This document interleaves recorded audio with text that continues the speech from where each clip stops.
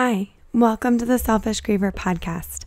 We have a really great episode today with Psychic Medium Patty Montoya that actually ran a little long because we had so much to talk about regarding signs, soul plans, and receiving messages from loved ones on the other side. But before we get started, I wanted to take a quick moment to talk about how you can help support the show. As you know, producing a high-quality podcast takes a lot of time and resources. From recording, editing, and promoting each episode, it's a labor of love. But I couldn't do it without the support of listeners like you. I've set up a Patreon page where you can become a monthly supporter of the show, starting as low as $8 a month. Your support will help me cover the costs of the services to produce the show, invest in better equipment to improve audio quality, and keep bringing you 2 new episodes every week. But here's the thing. I don't want you to support just because I asked. I want you to support me because you believe in what I'm doing and you want to be a part of it too. That's why I'm offering special perks for our supporters at each tier, like personal shoutouts at the beginning of the episodes, behind the scenes content, and for $20 a month, access to a live Q&A twice a month. So if you believe in the mission of the Selfish Griever and you want to help me continue to bring valuable content to the listeners, I'd be grateful for your support. You can find my Patreon page by clicking the link in the description of this episode. Thank you so much for listening, and now I'm going to let Patty introduce herself, and we'll get started with the show. Hi, hello, I'm Patty Montoya. I am a psychic medium and energy healer. My story with grief is very personal. I don't think I've shared this enough or at all, but my story with grief started before I was born. My oldest brother, he was 2 years old, a baby. He passed away before I was born. My sister was 15 days old. 3 years later, I was born. And then 2 years later, my youngest brother was born. So I've experienced kind of his death in the family, as parents kind of can understand that relationship. And then when I was 18 years old, my brother passed away from leukemia.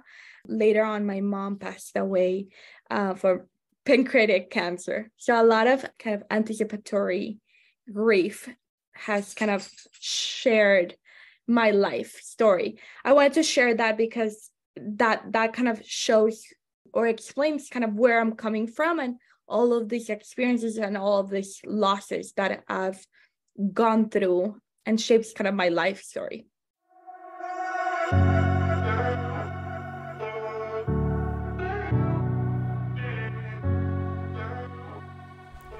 This is the Selfish Griever podcast, and I'm Whitney Samarano.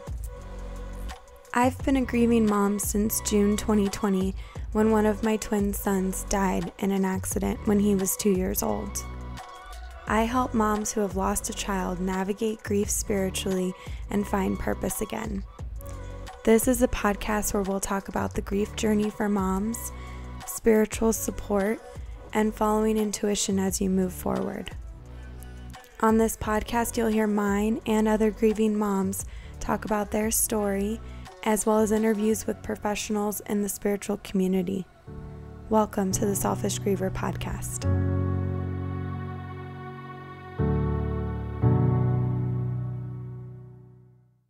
All right, welcome to the Selfish Griever podcast, everyone. Thank you for returning.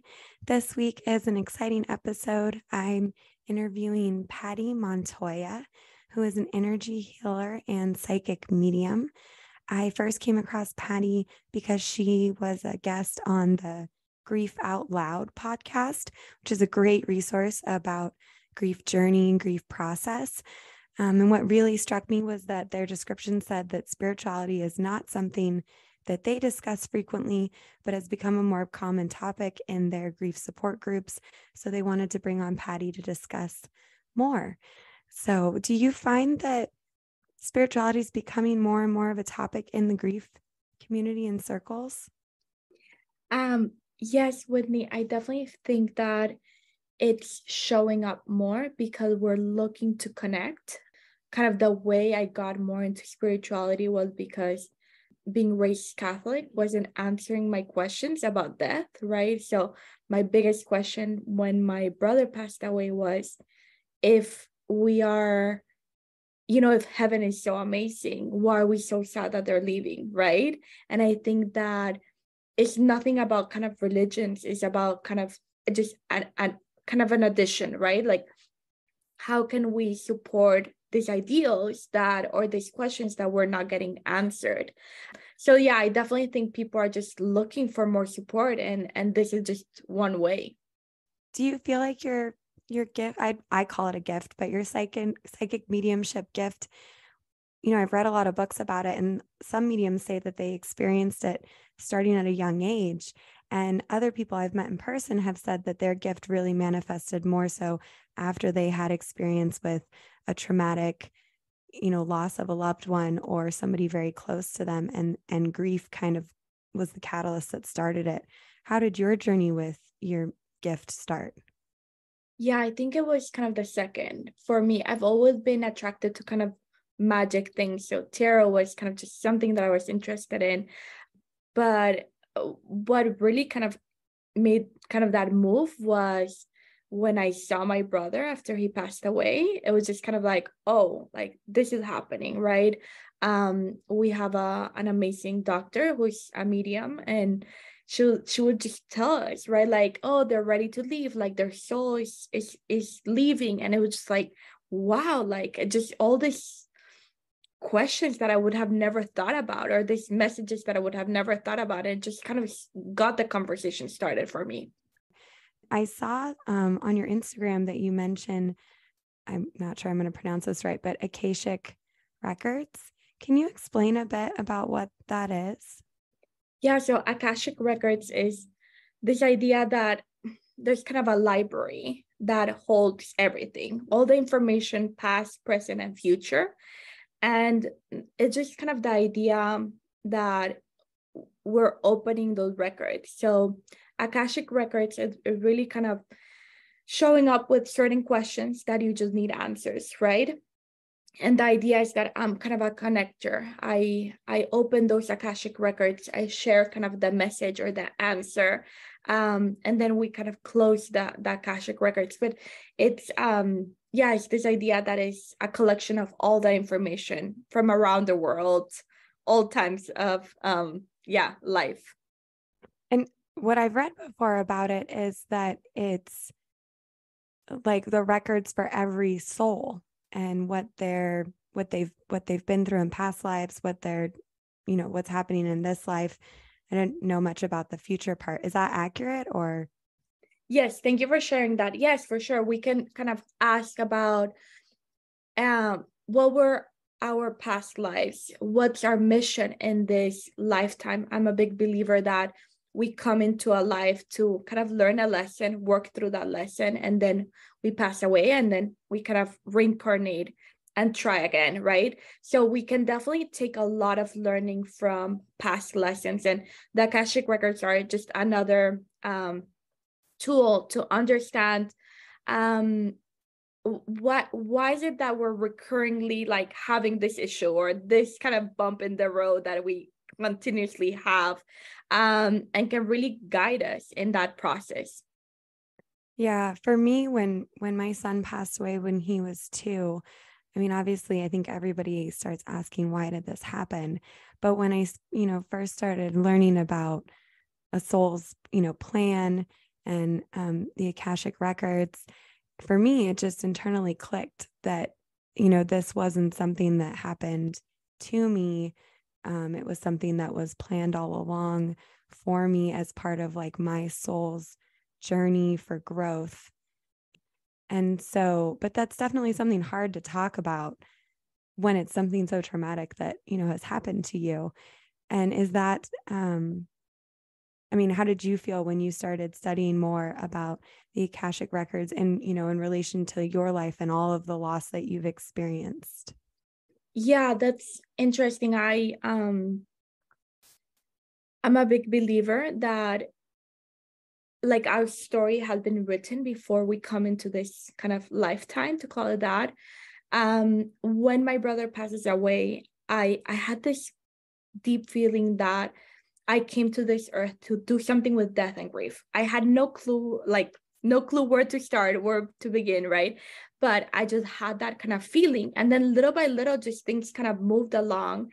I always have this feeling that that my mom passed away because I didn't, get quickly enough to do this work. Obviously, I don't think that's the case, right? But I definitely feel like I've been shaped my life through so many deaths. My maternal grandmother, like I lost 3 uncles, right? It's just too crazy of too many deaths that I just feel like this is kind of part of my past, my path, my apologies.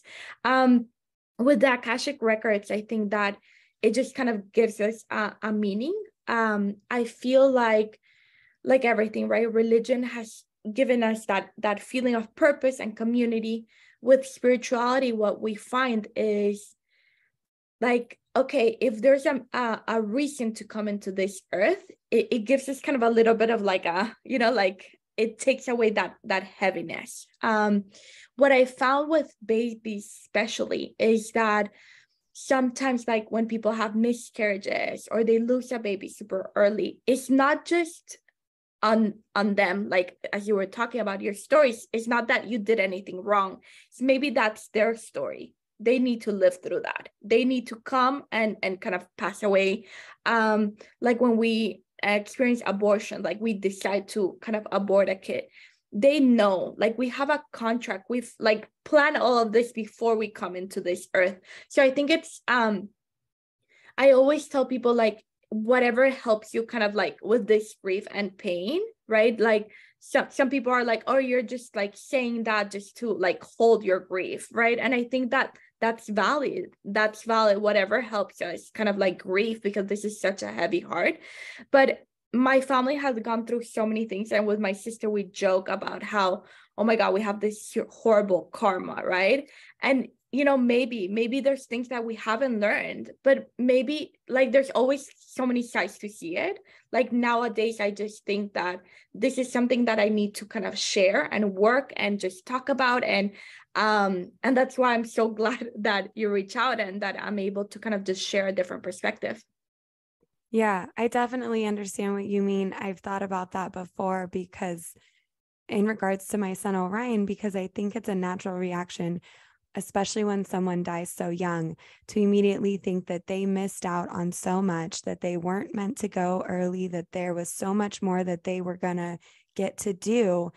And I really had to start to think about in terms of, that was my assumption. But what if that wasn't true? What if he was never planned to be here? What if his soul never, was looking for that? He himself, his soul agreed to be here for just the 2 years and to specifically, be my son and his father's son and his brother's brother. And, they plan that.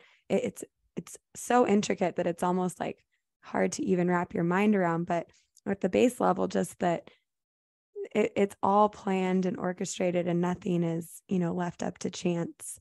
And now I feel still so connected to him. He's not gone, and I get signs from him regularly. So, and I'm not a psychic medium by any means. So, with your work, do you feel like you feel support from the other side, specifically from your brother and your mom or other relatives? Yeah, I just wanted to kind of tap into a little bit of what you said, because I think it's so beautiful. Like, I think it's very important to understand that when someone passes away so young, that like we don't have to see it like that right away, right? Like it is okay to grieve. It's okay to be angry. It's okay to be mad. Like, I think it's okay to feel all of those feelings. Like I still get angry. I still get sad. I'm like, why are you not here? Right. So I think it's a lot of people that might be listening to this might be like, oh, but you're telling me that it should be okay because this is their plan. Like, I think that is important to like bold it out that that's not the case, but it's like, this is a different way to seeing it. And if it helps, like, that's why we're here. I definitely feel like they're here all the time. Like my mom has been coming so strong, like so strong. Like my brother is always supportive. I connect with my the oldest one, his name was Tomas, a lot. I connect with my grandparents, like with just like, I feel them all the time. Like I had to learn how to create boundaries and kind of office hours, right? Like I'm open, I'm closed, like, because they were just too much. And I think they're just so, they come so eager because they just want to be heard, right? Like they have so much to share. They're in a space of love and abundance and just peace. And they're just here to be like, listen, like do not have to be this hard. Like they don't have to be this difficult. And I think that that's kind of where we are. I feel like you said that you're not a psychic medium, but I always share like, this is something that we all have. We all have this kind of gift or talent or sixth sense, whatever you want to call it. Again, like I can become an amazing chef, or I can become an electrician, or I can become like a psychic medium. I just chose to develop my skills. I always tell people that this is something that we have, and I really hope more people access it, because we've all lost someone, really, right? We've all have kind of ancestors and guides that can guide us through this very difficult journey that is being alive in this lifetime, right? So I'm just so glad that you connect with Orion, and like he's with you, and just like, I don't know, like embraces you a lot. Yeah, he does. And for me specifically, I have a very particular sign. He sends me hummingbirds, and I always see them. The first one I ever saw was at his wake, and it was a very unique experience. The hummingbird like landed on a plant right next to me and two other people that were talking, and stayed there like for enough minutes. I mean, I didn't time it, but enough minutes for all of us to notice and remark on like how unusual that was for this hummingbird to just be there. And obviously at his wake, I was not in a mindset of looking for signs or expecting them or knowing anything about them. I think it is absolutely accurate what you said, that this is not something that you have to immediately embrace or have to embrace at all. It's not about converting people. It's about just speaking my truth and other people's, truths like yours, so that people who are experiencing this don't feel alone. But it definitely did not start day one. It was a long progression of working and thinking and processing and finally coming, to some truths that just felt right to me in my heart. And that was, the only proof I had. There's not anything that, you get that's ever like, yes, absolutely. That's, 100% without a doubt. It's just what you feel there's just no doubt for you. And actually just yesterday I was talking about, I also received signs through license plates, which sounds weird, but I see triple digits in license plates all the time. And in very like specific circumstances, like the timing is always exactly when I'm thinking about something or something, is weighing heavy on me. And yesterday I happened to see a sign, and I was in the middle of, I had just gotten home and was parked in my garage and was in the middle of posting about the sign I saw on a license plate and what the sign meant. And a hummingbird flew right in front of my windshield, hovered right next to the passenger side window, and then flew out of the garage. I mean, this was inside my garage. It was so astounding and long enough for me to definitely notice, point it out to my son, Maverick, who, is still living. It's Orion's twin brother. But also, so fast that I wasn't even able to capture it on video or anything. But it felt so real and tangible in that moment. I mean, for a few minutes, I didn't even want to leave the garage because it just felt like Orion had been right there. And if I, that I almost could like just reach out and touch him. Like that's how real, it felt. And I know that, everybody experiences signs differently, and also that mediums work differently. So can you explain a bit when you say, you feel connection, and even also like when you mentioned that you've kind of had to create boundaries and office hours and stuff, can you explain a bit about how they connect with you and what that means about your boundaries? Yeah, definitely. Whitney, I think that it would be really beautiful if you shared, I'm happy to answer your question, but I think that science is something that I talk a lot about, and I think that it's just hard for me to explain. So I think it would be so beautiful if you explain kind of how you came about defining science and understanding science, and then just kind of seeing them everywhere, because I feel like we're always looking for that connection, and hearing it from someone that is not quote unquote like a medium would make it just more real. Yeah. So much of my journey has really been now looking back, like intuition led, or, led by the universe, orchestrated by the universe, because I never woke up one day thinking, I need signs from my son and I'm going to figure out what those are. And I'm going to, I start identifying them. Like it's all been a very natural progression. And so as a result, and because there was really never intention or, purpose driven actions on my part, sometimes it's hard to remember, how exactly something started, or when exactly I like came across something. But as far as signs go, my first inclination to signs was when I read a book by Laura Lynn Jackson, who's a very famous medium, and she wrote a book that's titled Signs. And every chapter is about signs, different signs that, different people have received, and kind of discussing that they're very unique to you, and a personal meaning, and that they're real, and, embracing that. And also she talks about kind of, I guess, the encouragement of recognizing your signs almost like makes them happen more, essentially. And then when I read that and started thinking back to, that specific hummingbird that I saw at the wake, and just how like astounding that was. And then noticing from there on out, every time that I was having a hard day and looked, happened to glance in my backyard, and a hummingbird would fly by like right at that exact moment. And one time I was in Phoenix visiting a friend, and we were outside. And for those of listeners who don't know, Phoenix, Arizona is very warm. And I don't remember what month it was, but it was during the summertime of sorts. And we were sitting outside. We'd been walking around, just having a quiet moment to the two of us, and talking about Orion and how I was doing. And we sat by this water fountain, and there were like 6 hummingbirds just all buzzing around this water fountain, which I'd never even heard of before. So things that were just so remarkable that you couldn't even, I guess, deny in that moment. And for me, Orion was always a very active, energetic child. And so hummingbirds just seem so appropriate, because they're moving so fast, their wings are just a blur. They're like these, tiny, cute, which Orion was always the smaller twin of the two. He had these like gorgeous blonde curls that everybody always, strangers would always remark on his, physical appearance and how cute he was.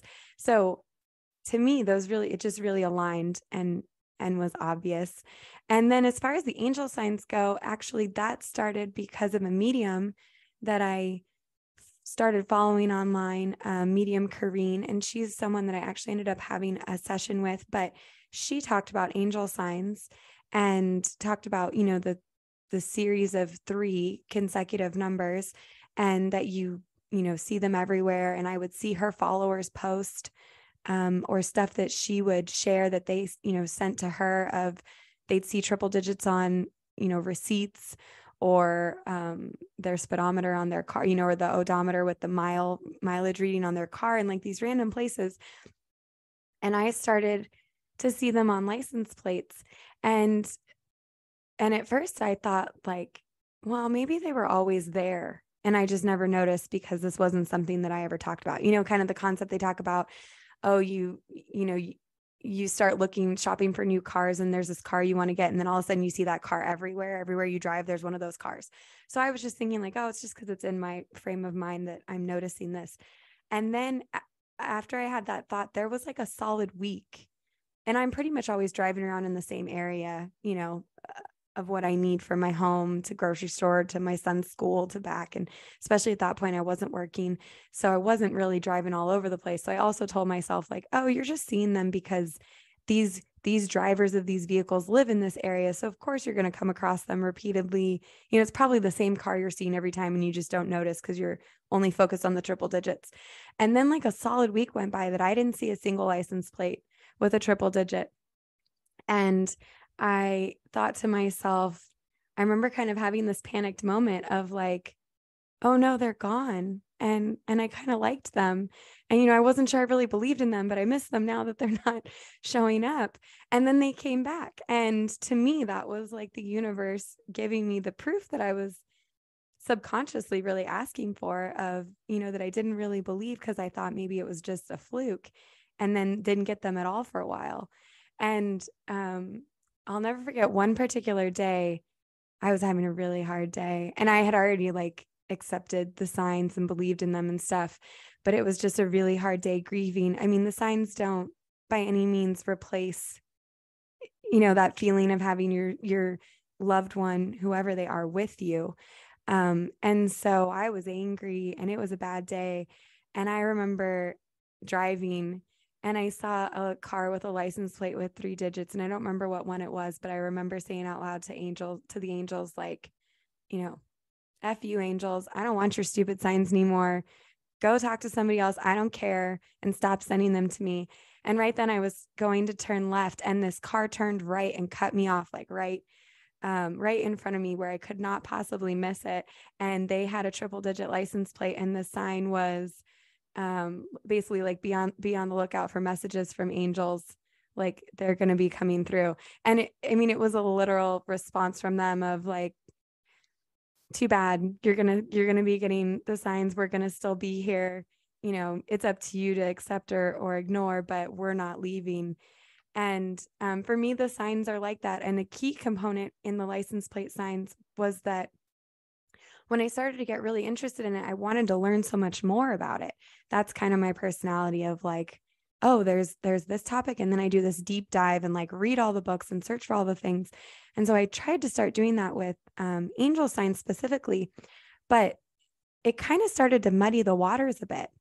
And I relate it to the concept that I've heard from mediums talking about, that they kind of develop their own dictionary of reference material that the other side can use to communicate specific messages to them. And I identified that with these in the triple digits for me, that if I started to like broaden too much and it's like I got too far into the weeds and I lost the clarity of the message. So I really pulled back and stopped researching anything about angel signs. And I strictly only use the explanation for the signs. And it's 111 through 999 are the only ones I reference. And I specifically use the interpretation from medium Corrine. I like screenshot her angel because she had it in like a highlight reel on Instagram. So initially I would go back to that highlight reel every time to look up the sign when I would see them. And then I started to have this panic moment of like, oh my gosh, what if one day she takes down this highlight reel and I don't have these anymore? So I screenshot all of them and kept them in a specific album I created in my a photo album on my phone, so that they were always for easy reference. And, you know, at the time when I first started referencing them, my brain was just so overwhelmed with everything that I was processing for the grief. It was impossible for me to remember what the signs meant every time. I mean, I just had to look them up every single time I saw the sign. And it didn't matter if I'd seen the sign, the same triple digits the day before, I still had to look it up again. And now I feel like that's part of my process, that I specifically do not memorize the meanings of the signs, because her format is really like a paragraph of kind of some interrelated, but also kind of could be independent messages. And so for me, whenever I see the signs, I then intentionally look up that reference card and read through it. And whichever specific statements jump out at me in that moment I've now realized my intuition is them telling me, yes, that's the point you were supposed to be taking from this right now. And sometimes in the moment that doesn't immediately make sense. And then other times it's like an exact, direct response to a thought I was having or the challenge I'm going through. So it's become very, very real for me. And it's not something that I worry at all about if anyone else believes in, because I strongly believe those signs are solely meant for me. And they make me feel so supported and really were a game changer in terms of not feeling so alone anymore, as far as like, what am I supposed to do now? What's my purpose for even being here anymore? Why is all this happening? And like, how am I supposed to keep going on my own when nobody else has any answers either, is what it felt like. And now it feels like I have this very direct, open connection of support and guidance in terms of, it's not like they show up and tell me like, today you're going to go do XYZ, but just guidance that like, yes, what you're doing is on the right path. Keep following that. And, or even sometimes they'll tell me like, your negative thoughts are affecting you. You need to be watching that. And sometimes when they tell me stuff like that, I used to get a lot, the sign that said, leave the past in the past. The past is affecting your present and future. And a lot of times when I saw that, this is a clean show, so I won't say exactly what I thought to the angels, but it was not kind, because to me, it was like them trying to tell me that I needed to leave Orion behind in my grief in that moment. And it wasn't. It was more about them telling me like, you can't keep wishing for him to come back, because that's not going to happen. And it's not helping you move forward. It's holding you back. And I got those messages when it was a time to start having that gentle reminder. That wasn't like the first sign I ever saw telling me, like, okay, it's not about measuring the timeline of your grief and saying like, okay, you've had 18 months now, you really need to pull it together. They're very much specific just to me and what I need to hear in that moment, and what is like the most beneficial thing for me to hear. So I feel like I rambled a lot for an interview that's supposed to be talking to you, but that's really the truth. No, I love that, because it really shares from a different perspective. Like, I can talk a lot about signs, and I wish I talked more, actually, because I think it's such a beautiful thing. But when you share your experience of like, don't believing and being like, this doesn't align, right? Like, I think that for a lot of us, like when I do mediumship readings, I'm like, they're showing me like, I don't know, a perfume, and they're like, yes, of course, but for me a perfume doesn't mean anything, right? Like, or like a dog leash is like, yeah, I lost my puppy, like, right? Like those things that just don't match for us, and they're so personal. I see all the angel numbers, and when I started, I was like looking for like messages and explanations. Everybody has such a different explanation, but I think what they're telling you, and you can take it or leave it, right, is like, what does it mean to you, right? If you see like 333 every time that you're frustrated, it may be like, yeah, like let's realign, right? And I think that it just like, again, like we have seen those things all the time, but now we're ready to receive. And it's just kind of, you're so intuitive. I was like, I love when you were sharing, I was like, wow, that just plain intuition, just plain connecting kind of to the other side or spirit or however you want it, and just kind of channeling those messages, right? I think that we're all very intuitive. We just really need to reconnect, and some things kind of take us there and or other. But I really love how you explain it, because it just gives people like just a different way of connecting with science in a different way. Yeah. And it's funny because when it's happening to you, especially with, like I said, with the license plates, it happens so frequently for me that I start to really think like, maybe everybody sees these and I'm just crazy, like that you really start to tell yourself, even when it feels so real, your ego, I guess, so to speak, starts to try and like lead you into these doubts. And recently my sister said to me, like, because I share about the signs, the triple digits on Instagram, again, because I want people to, feel some validation. Like people get signs, I'm getting signs, and like you said, that they're different for everybody. But I think when people start talking about the signs that they're getting that are specific for them, it empowers somebody else who's noticing their own signs that they're getting to accept that they are.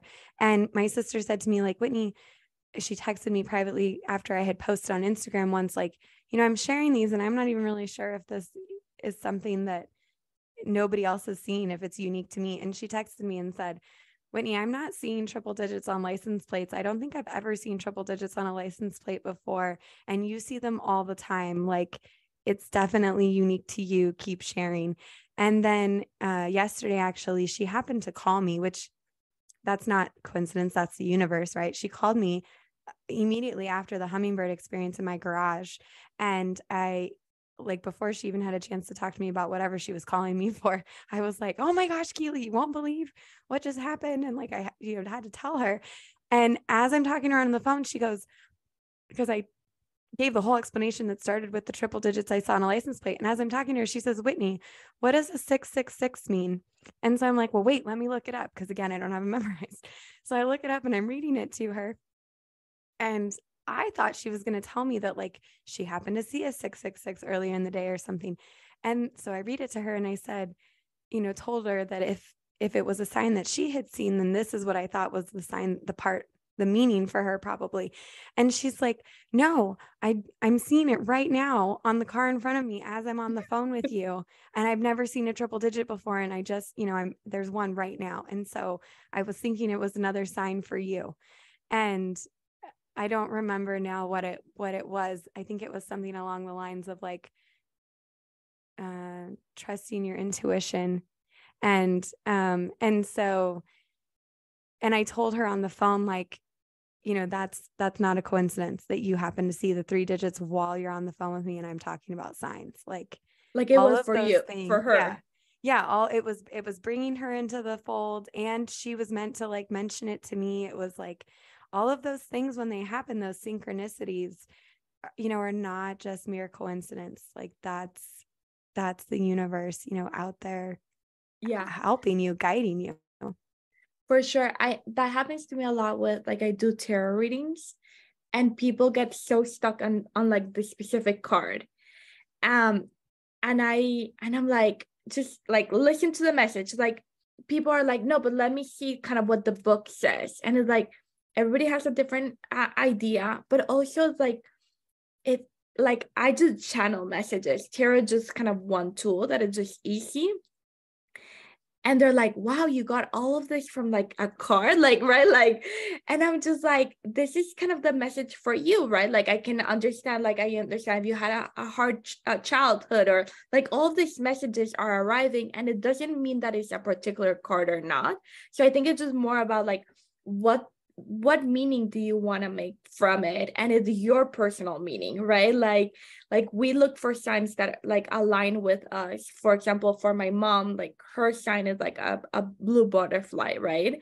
And it's like, yeah, like, in you were talking about like your baby's like wake, like with my mom ashes, we saw like a blue butterfly, and it's just like, we just kind of like, yeah, it's just more of a confirmation. But what I think is very important is like, yeah, maybe we just need at the beginning kind of that book, right, or that reference, but later on it's just kind of, how can we try to make our own kind of, yeah, booklet of our experience, or just kind of checking in of like, how am I feeling? As you said, like, maybe I'm too in my head, maybe I'm too like negative right now, and I just needed a sign to tell me like, okay, snap back, right? Like, where are we? Like, our feelings and emotions and thoughts are so powerful that I think it's just kind of the universe kind of getting us back on track.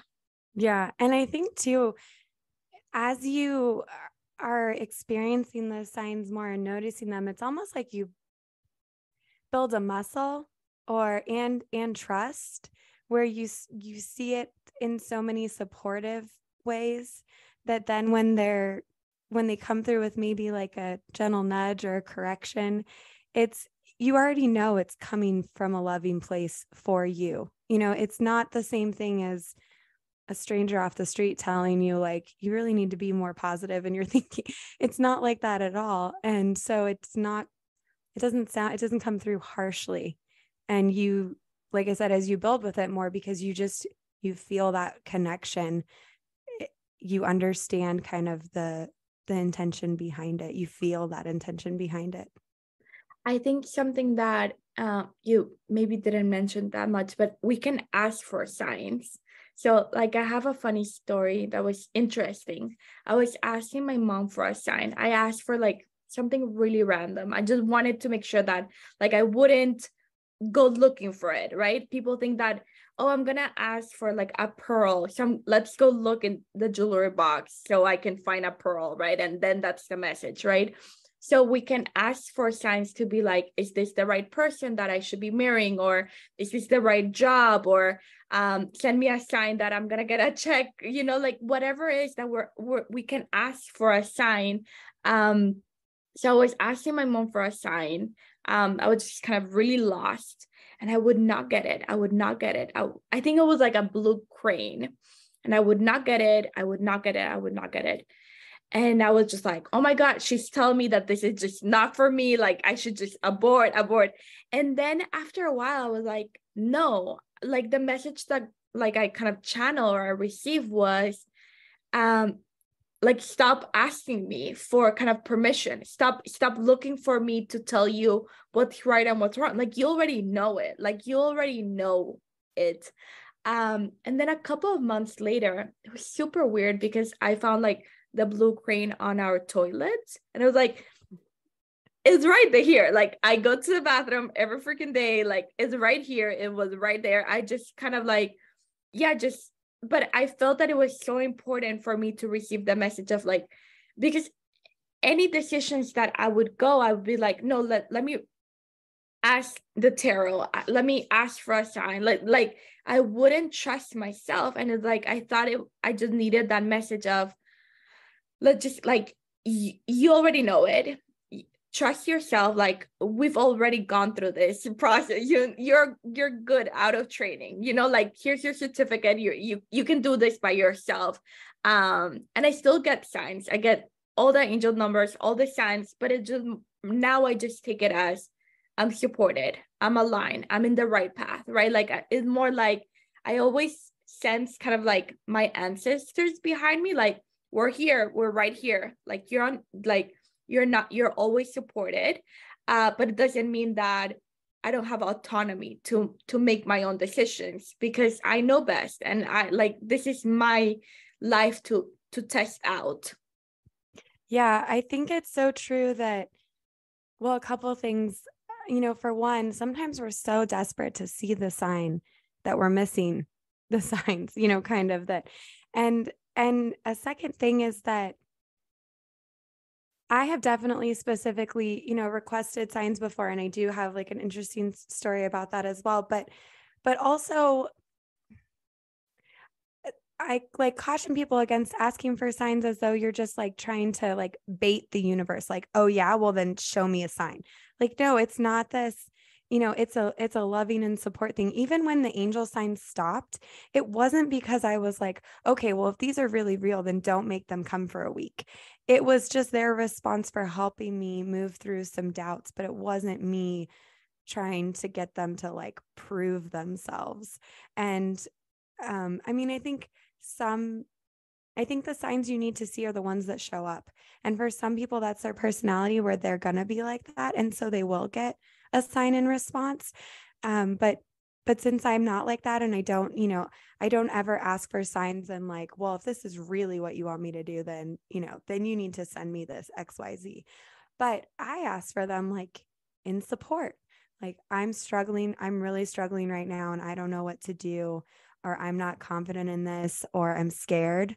A lot of times it'll be that I'm scared about something that I feel like I'm supposed to do, but I'm just not 100% sure about, can you send me a sign? And from Orion, there was one in particular that was very clear, like an immediate response to my request last February. So a year ago, I had to put my dog down. And it was a situation where he had a health complication and he was elderly. And there was no question about that was what I was supposed to do. But it's obviously still an emotional and difficult time. And I was sitting in this room that was next to a glass wall. facing a like serenity garden, but the weather was horrible. It was super windy that day, and like the trees were moving and the bushes were and everything. It's just awful. So I didn't want to walk out there. And I was sitting there and waiting for them to bring the dog back so that I could hold him while they put him, to sleep. And I just said to Orion, like, Orion, I could really use a hummingbird right now. And within 30 seconds, one showed up, even in that horrible weather, to feed off of this honeysuckle bush that was right next to the window. And he was there long enough that I even like got my phone and recorded it, because it was just so astonishing. And even then, like, nobody else was there with me. So nobody else can like attest to how quickly did the hummingbird show up. I mean, it's not about doing it because then you can like walk around and say like, oh my God, look, I got it on camera. And like, this is real proof. It still was just meant for me, but it was so powerful. It just affirmed like Orion was there with me, at that moment, seeing and supporting me through something that was hard. And on the way over and on the way back, coincidentally, to the emergency vet and back, I saw triple digit license plate numbers that were indicating like this is the end of a chapter and it's okay. And, I was getting those supportive messages when I was having a hard time emotionally with accepting, that this was going to be another loss. So I definitely think you can ask for them. And another funny story is that after I started learning about signs, and Laura Lynn Jackson, the medium who wrote the book, talks about that you can ask for them, and she said something to the effect of you can ask for them from any of your like deceased loved ones.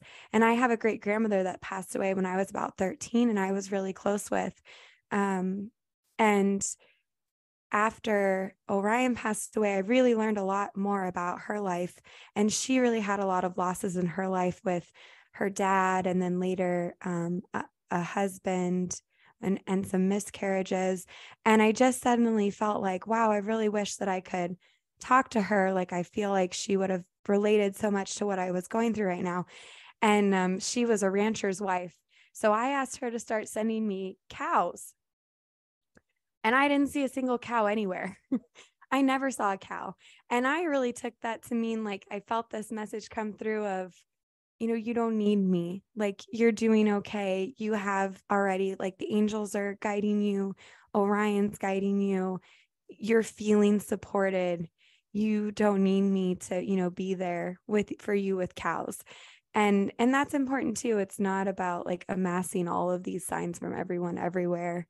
It's a very intentional, point of communication, them to you on specific times that you need it. And sometimes those taper out because you've reached a point in your grief journey where you don't need them as much anymore. And that's okay. It's not that they're gone. It's just, you've progressed out of maybe the darkest period, or you are confident enough now that you know, and they don't have to be there. Like you said, telling you every time that they're like encouraging you to, to come into your own and take your own ownership. I love that story because I think it just it's very personal. And the other thing I wanted to say when you're putting your dog down is like, I think there's this idea that we have to prove it just for us. Not everything has to go on social media. And I feel like more and more I stop like sharing more things because like it's just for me. Like, I go on retreats and I'm like, oh my God, I know people will love it. I know this is kind of on brand, but I'm like, this is just for me. Like, I have such a hard time sharing, and it's like, we just need to understand what's for us and then what's for other people to see it. Like, when I started doing this work, I was like, it's just about educating. It's about sharing. It's about people. We've all gone through a grief. Like, how can we support each other? We need to talk more about it. But I wanted to kind of change a little bit because I think something that shows up for me a lot is, and I want to hear kind of your point of view, but when my mom passed away, when I was much more like aware of it, she took like, I would say 2 or 3 years to kind of really show up. Like, the message or the visions I had was of her being a baby again, like a kid. She was very attached to her parents and she was just very like naive. So I just saw her like with her parents. I was like, okay, she has all these family members, she has her kids, like, why is she not, like showing up as a mother? Like, why is she showing up as a kid? And it like, I later understood that it's like, we go into this process of learning, of like, kind of, like, and she just needed that. She just needed that space to go through kind of all of her learnings in a safe space. And now she's like so present, so like in person. And I get this a lot. And I tell people, like, not everybody is ready to show up. Like, when a mediumship reading is like, it doesn't mean that they're not there. Like, my mom was always there for me, but she wasn't like, it's hard to explain. Like, she wasn't as present as she is right now. And I think that we need to understand that when we passed away, not everybody is ready to kind of show up and talk to you. And they might show signs, right? So like, it's important to see that and to ask for it, but also understanding that they're kind of going through their own transition. So I'm just curious, like, how did you feel? Like, I know that you saw the kind of hummingbird at Orion's wake, but like, how was kind of that process for you? Yeah, I think so. One of the first books that I ever read, and I don't even remember the name because this was years ago now, but I will look it up and link it in the show notes because it was a really powerful book for me, was this automatic writing, which for listeners who don't know, there's people who basically channel messages through writing. And so they like sit down and they kind of get into what I would maybe describe as a meditative state, and they're writing, but it's not really consciously. It's like the message is coming through their hand and they're writing out. So this woman wrote a book, and it was her channeling messages from a woman who was a nun who did a lot of charity work in a third world country. And before the nun had passed away, I guess she kind of had an experience of breaking away from the church a bit because she really got more involved with spiritual direction. And she worked closely with this woman who did the automatic writing after she passed away. And the book was her channeling this message from the nun that she was now on the other side, and she was in this place that was kind of like a hospital, is the best explanation for like what we are, but basically we're souls who'd had a really hard life here and gone through a lot, went because they just needed some healing, because they kind of came back a little damaged, a little broken, and that they just needed some time. And time's not really quantifiable there versus here. So there's not like a specific benchmark of like, oh, they need a year and then they're all good. And it varies a lot. And I just thought that was, such a fascinating concept. And she goes more into kind of like that hell doesn't exist. It's more about these souls that are trapped because they have convinced themselves and lived their lives so believing so deeply in the existence of a hell that then when they passed away and they believed that they were a bad person, they're like stuck in this mental persecution. And part of what she does is go and try and help them like come out of it. But it's basically this like illusion they've created for themselves. Anyway, it's a little sidetracked, but getting that message so early on really helped me understand like souls after they pass are not just at our beck and call, or they're not just completely done with their journey. It's not like, okay, now I'm, reset to zero magically because I passed away. I think I related a lot to the analogy people use of like, they've stepped into the next room, but so they're still going through their own things. And about 6 months after Orion passed away, both of my paternal grandparents passed away, and within like a couple weeks of each other. And my grandmother in particular had Alzheimer's and had had it for, I want to say, at least 5 years at that point. So it had really progressed to a very severe point. She didn't recognize any of us anymore. She was very lost and confused. And coincidentally, I had a mediumship appointment that had been booked like months in advance, and they both passed away unexpectedly. And the mediumship appointment happened to be like a couple weeks after they passed away. And my grandfather was a very forceful personality in life, very narcissistic, very much will tell you everything about how everything is and is going to be, and he knows best type thing. And I remember it after he passed away, because at this point, obviously I'm very like indoctrinated with spirituality. So I was just directly talking to him like, you better not show up and take over my mediumship appointment. I don't want to talk to you. I know that I don't get to control who shows up, but I'm telling you right now, like, don't be there. You're not who I want to speak to. And meanwhile, I was thinking like how nice it would be to hear from my grandmother, because she remembered my boys. So I guess her journey with Alzheimer's had started about 5 years prior, but when my boys were born, she still was lucid enough that she remembered them. And towards the end, she always just called them the Twinkies for twins. So she didn't really remember, their names, but she remembered like their existence. So I just, for me, thought it would be so reassuring to connect with my grandmother that I knew, who I hadn't heard from in years. And she didn't come through at all. And he showed up immediately. And the medium obviously wasn't aware at all about, my relationship with him or my prior conversations. But one of the first things that she came through saying from him is that he like accepted responsibility for everything that he had done in his life and the way he had been. And she said, he's telling me that he has changed, and he's not, that here on earth he was this way, and on the other side he's different now, because he had some mental illnesses and stuff, and all those things dropped away.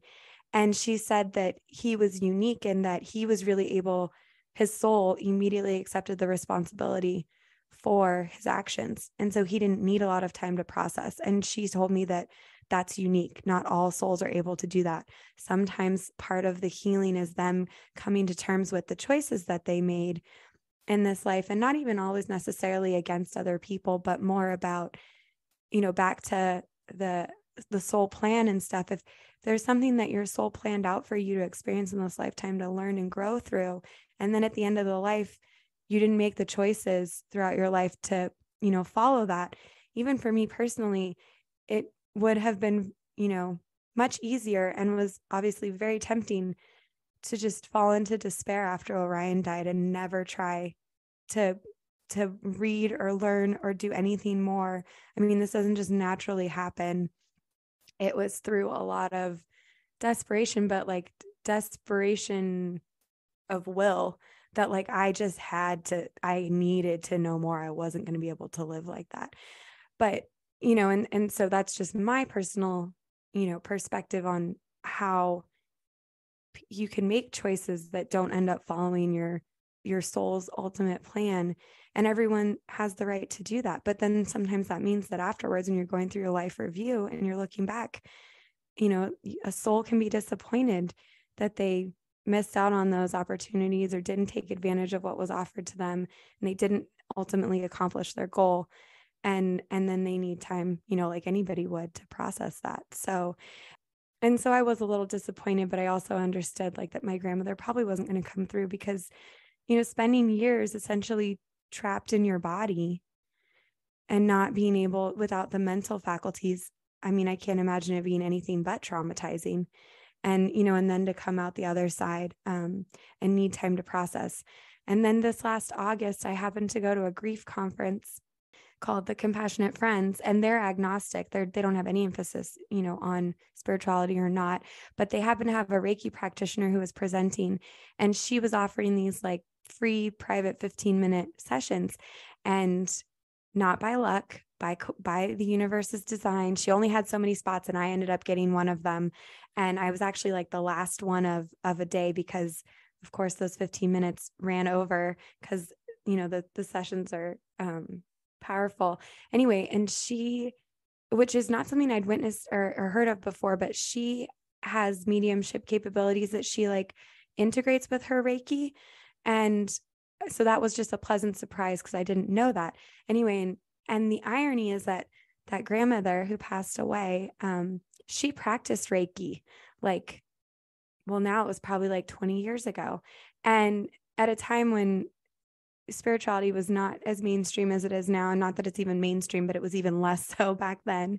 And I remember she went to the trainings and learned it all, and she specifically worked with cancer patients to help alleviate their pain. She had her own like room in her house where she did sessions. And I remember that our family, a lot of us were like, we didn't understand. We thought it was weird, crazy. And so it was, I don't remember specifically saying to her face that I thought it was crazy, but I know now, that, and I was young, I was in like high school. I definitely was not supportive. I was not like, that's great. You do that, grandma. Like, it was very bizarre to all of us. And so now, years later, to be sitting with this Reiki practitioner, and I told her that like something about her reminded me of my grandmother. She didn't look like her, she didn't talk like her. It was just something about like her overall vibe, life force, I don't know. And she ended up channeling my grandmother in that session of like 15 minutes. And she came through and she said, I'm so sorry I wasn't there. I didn't know what was going on. And that was so powerful because it was something I had already believed, but it was affirming. And I think that's so true that when souls are needing that time to recuperate, they're not, like humans, they're wrapped up in what they've got going on and what they're going through right now. They're not necessarily aware. So they're not abandoning you or avoiding you. They didn't have any idea. And then it was the most incredible thing, because this had never happened to me before, but the Reiki practitioner put her hands up. She was standing behind me. She put her hands on my shoulders and she said, I love you. And it sounded just like my grandmother. And that's hard to explain because I don't think like her voice changed, but it just sounded just like her. And you'll hear, I've heard other people who've had readings before say something similar, that like they heard the way the medium was speaking. And I love you is just 3 words. So it's hard to even say like her turn of phrase matched exactly, but it was exactly. And it was just so comforting to get that message. But I definitely feel like I've had personal experience that you're talking about, that people that I wanted there to be supporting me from the other side weren't immediately available, and knowing like that doesn't mean that they don't, care about what you're going through here. Yeah, I love that story. So beautiful. I mean, there's so much that you shared is like, but I think that at the end of the day, it's kind of like understanding that there's a whole wide world after we pass away. There's processes, and there's kind of like, yeah, you go through transitions, you go through a trial, and you kind of really evaluate kind of what could you have done better, and you're kind of just, and I love that you said that, is like, they're not there for us. They're not there to kind of like, yeah, like, oh, I'm here, you called me, I'm here. But I do feel that once they're ready, they're kind of like, okay, I want to talk. The other thing is that I feel like people think that their personality is going to be the same. Like, I think the energy and personality, yes, but they're learning. They're kind of like taking, conscientious kind of thoughts and actions of like, I messed up here. Or like, I do a lot of readings for like parents that were like absentee parents, right? They're like, they have, yeah, they're sad. They're like, they understand that they could have been better, right? It doesn't mean that they're like, maybe it's not regret. It's just like, hey, like, I know I wasn't the best dad for you, whatever it is, right? So I think that it's just kind of taking it all, like understanding that they're not the same person, because they are evaluating from a place of love and peace, and just kind of just that supportive surrounding, to be like, okay, like, I could have been better. Let me try for next time, right? Like, there's no going back at this point, right? So like, it's not about regret. It's not about kind of like, yeah, kind of hitting yourself. It's more about like, wow, how could I've done this better? Let's try better again. And I think that it's just kind of keeping that in mind, that they're just doing their thing. They're also excited to kind of see the people that have passed away.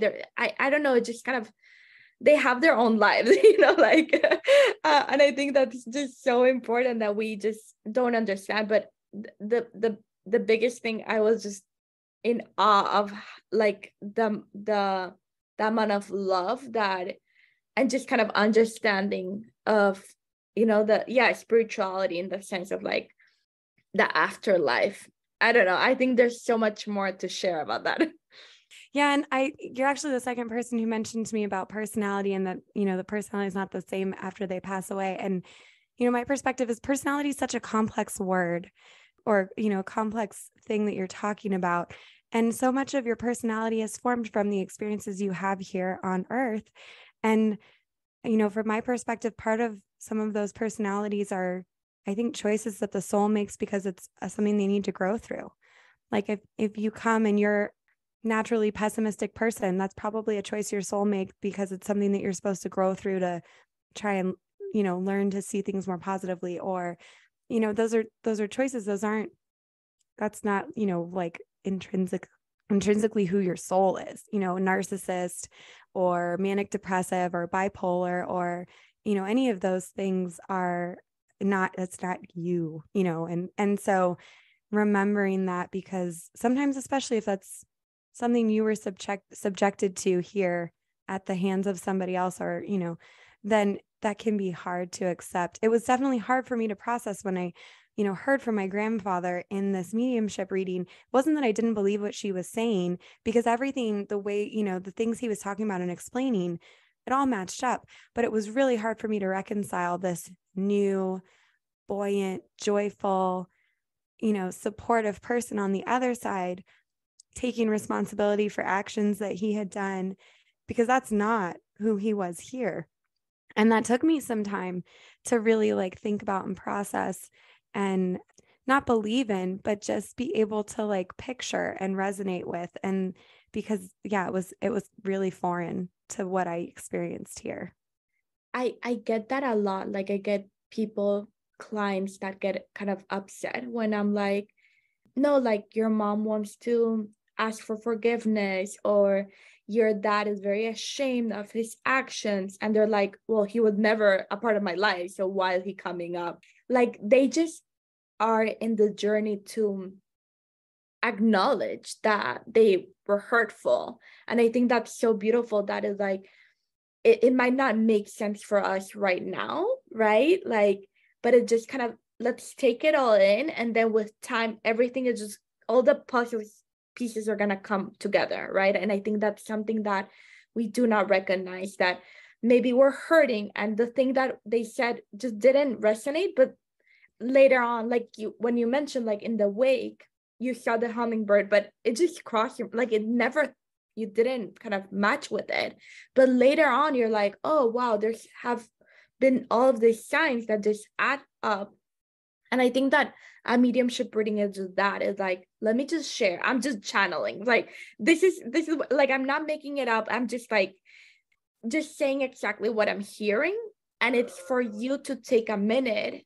Yeah, little by little, be okay, how does that feel for me? Maybe I'm not ready for that. I don't have to be ready to accept that, right?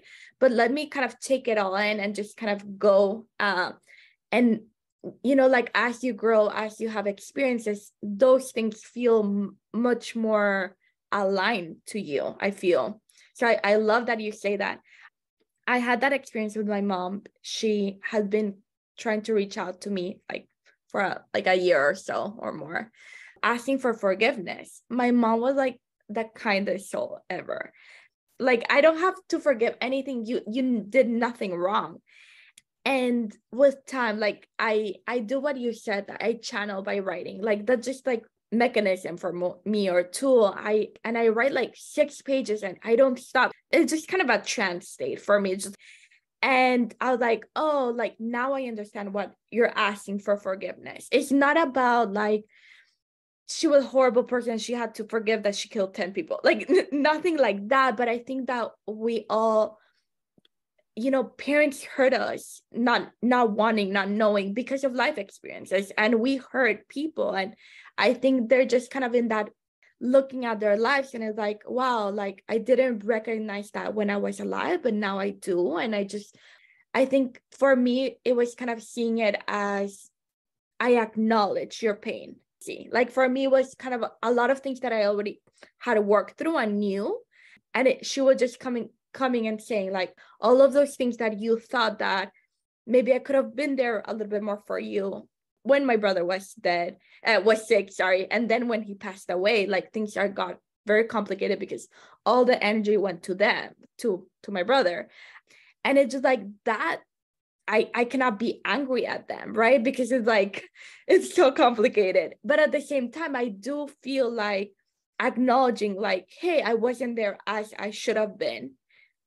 I think that is just a complicated relationship that people maybe here on earth might not understand.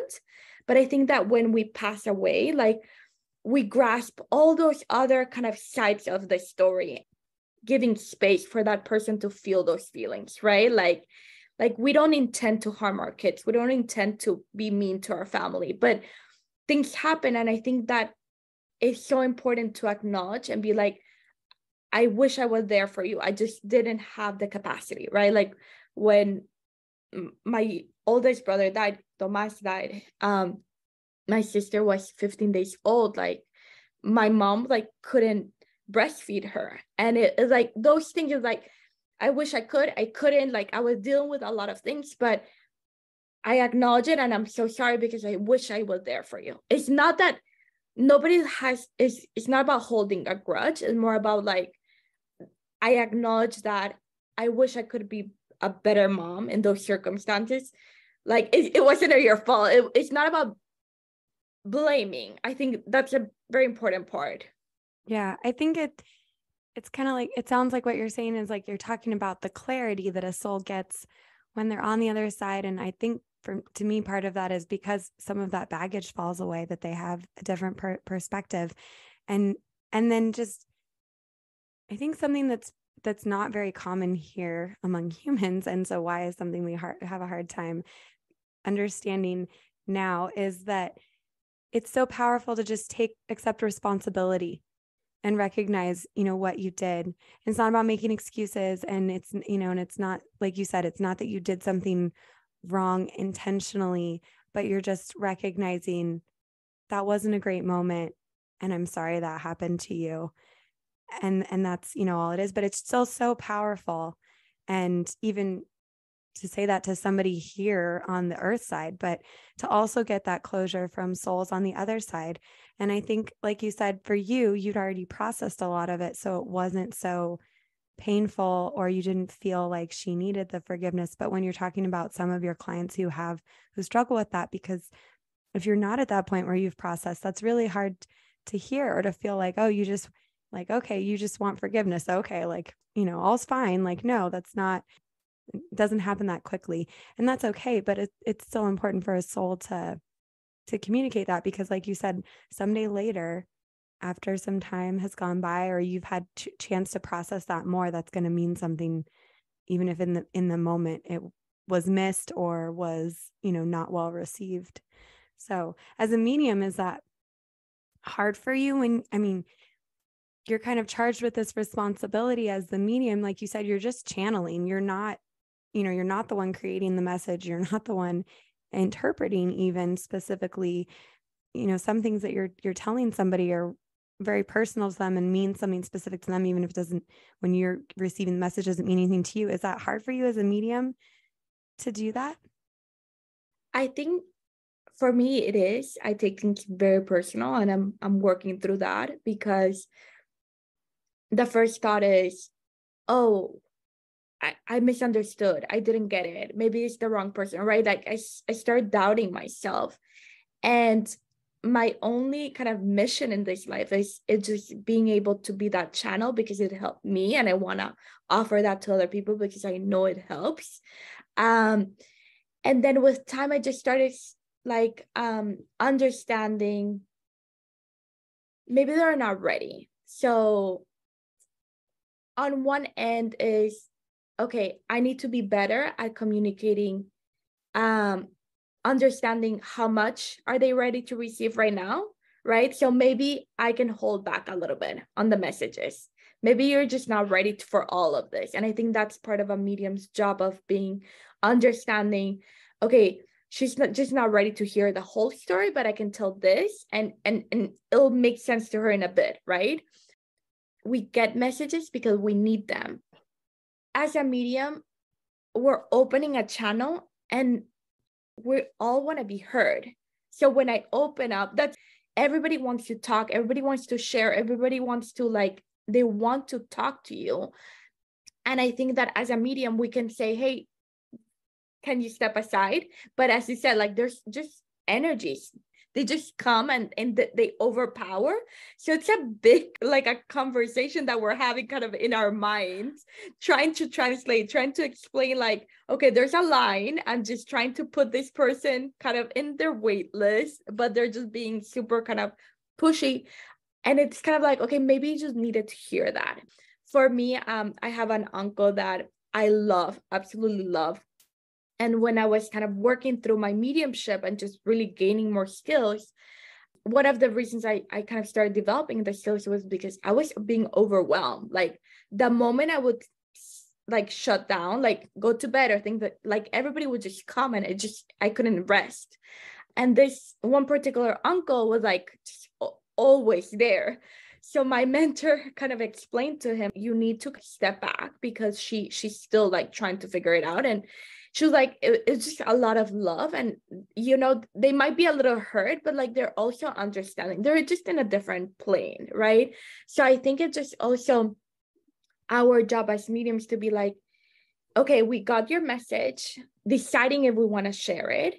And also being like, okay, can you just step back? You know, like we've acknowledged you. Thank you so much for being here, but we just really want to pay attention to this other person. And as you said, the other person that we wanted to talk to might not be ready, but we have so many ancestors, right? Like we can tap into this wealth of knowledge of community. I was going to tell you, like, I know, sorry, but That's side okay. note, I was like, there's just so much knowledge of kind of the other life that I rarely talk about, and you know so much. I think that's like a whole other episode right there of just like really kind of gaining, and there's so much knowledge you could share. So side note. Okay. Yeah, we can definitely schedule. I mean, it's such a broad subject and there's so much, to talk about. And it is so exciting, I guess, in a way to get to talk about all this stuff, but also makes it really hard to fit it all into one episode. So we'll definitely, have you back and do more of this.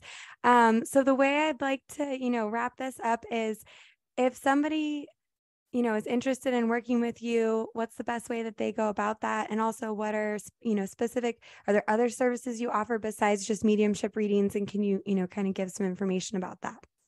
Yeah, definitely. So my company name is TITIPOCA. So it's Titiposa. It's kind of my mom's nickname. It's a long story. So you can find me at www.titiposa.com. On Instagram, I am Titiposa Coach. So you can find me there. I offer a range of services, but most of them are kind of mediumship, and the idea really is connecting and providing you with guidance or messages that are coming through. I do Akashic records, which we kind of discussed at the beginning. Really, the idea is answering questions of past lives, the future, kind of just giving you a different perspective in a problem that constantly shows up in your life, but you really can ask about anything.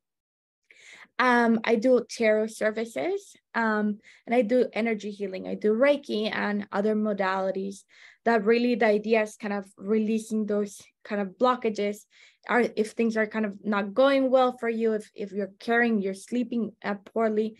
Usually we're kind of carrying a lot of kind of emotions are just energy. So emotions that have been trapped in kind of in our body. So it's kind of releasing those so you feel more free and just more energy to do things. But yeah, I would love to kind of talk to anyone that just have questions about the like kind of the afterlife, or how do you talk to your loved ones that have passed away.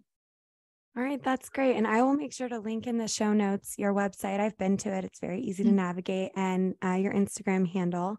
And I really hope that anyone who's interested, reaches out. This conversation has been great. And I feel like you're somebody who's really easy to talk to about all of this stuff and very understanding of, it being a new concept for some people. So, and I would love to have you back on the podcast again in a future episode. We could talk more about all the other things we didn't get to cover in this one. So thank you so much, Patty, for coming on. And I wish you all the best. Thank you, Whitney, for having me. Thank you for listening to today's episode. I know it was a really long one, but I hope that you got a lot out of everything that Patty and I talked about today. If you enjoyed the show, please make sure to leave a rating and a review if you have an extra minute or two. I know it seems like a simple thing, but it really does help the show get more exposure and for more listeners like you to find our great episodes. The Selfish Griever comes out with new episodes every Wednesday and Friday, so make sure you hit subscribe so you're alerted when the new episodes release. Next week, we'll be talking about signs, and our guest interview will be with Lisa K. Boehm, a grieving mom turned grief coach. Thanks for listening again. I really appreciate your support, and I'll see you all next week.